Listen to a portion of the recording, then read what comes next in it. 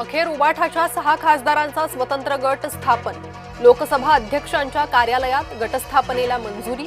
6 खासदारांचा गट लवकरच शिवसेनेत विलीन होणार। उबाठाच्या 3 खासदारांनी घेतली लोकसभा अध्यक्ष ओम बिर्लांची भेट। फुटलेल्या खासदारांच्या गटाला मान्यता न देण्याची विनंती। संजय राऊतांनी संभाव्य फुटीर खासदारांना ठणकावलं। पक्ष सोडून गेल्यास शिवसैनिक गप्प बसणार नाही, राऊतांनी सुनावलं। कायदेशीर लढाईसाठी तयार राहण्याचाही इशारा। पवनराजे हत्येचा निकाल बाजूने लागावा म्हणून सोबत येण्याच्या ओमराजेंवर दबाव। पत्रकार परिषदेतून संजय राऊतांचा गंभीर आरोप। एक खासदारानं आई भवानी, एकानं साईबाबांची शपथ घेतली। शपथेवर विश्वास ठेवणं अनिवार्य होतं। संजय राऊतांनी केली त्या शपथवीरांची पोलखोल। आमदार खासदार म्हणजे पक्ष नाही, व्यभिचार इथं सुरू आहे आणि इथेच झिरपतोय। अरविंद सावंतांचा पत्रकार परिषदेतून हल्लाबोल। ओमराजे निंबाळकर काल रात्री विशेष विमानाने पुण्याहून दिल्लीत। पहाटे 5:30 वाजता निंबाळकरांनी घेतली लोकसभा अध्यक्ष ओम बिर्लांची भेट।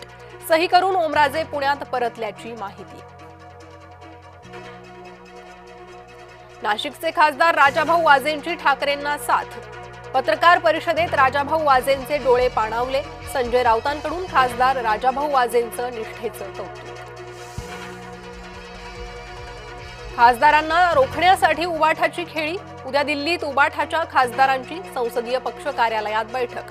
सर्व खासदारांना उपस्थित राहण्यासाठी व्हीप जारी।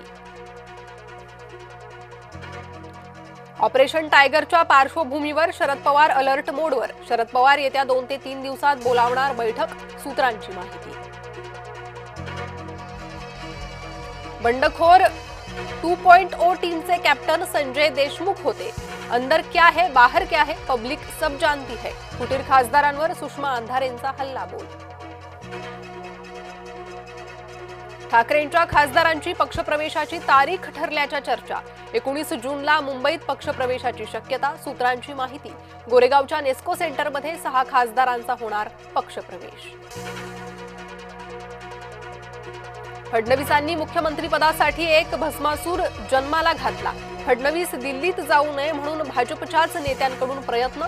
पक्षफुटीच्या चर्चांवर सुषमा अंधारेंचा भाजपवर गंभीर आरोप। महाराष्ट्र बंगालसह सर्वत्र भाजपकडून बेईमानांचा पैदास। दिल्लीतील व्यापारी मंडळांना शौर्य स्वाभिमान विकला। सामनाच्या अग्रलेखातून पक्षफुटीवर तिखट हल्लाबोल।